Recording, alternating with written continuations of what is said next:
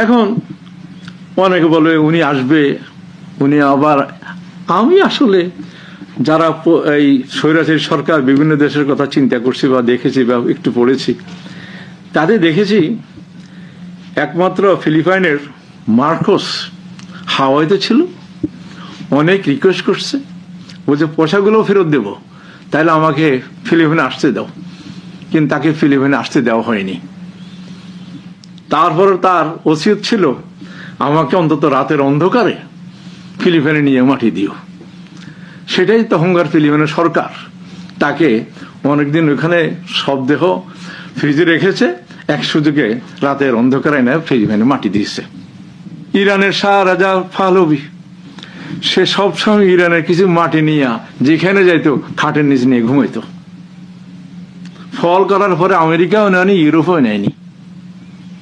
শেষে সারা জীবন, শেষ জীবন ইজিপ্টে কেটেছে, ওইখানে তার দাফন কাফন হয়েছে।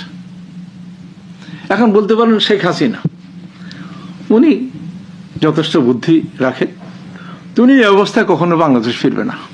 হয়তো যেখানেই থাকুন না কেন, হয়তো ওসিয়ত করে যাবে, লুকে টুকে হলেও আমার মাটিটা বাংলাদেশে দিও। সেই দিক থেকে চিন্তা করি হয়তো উনি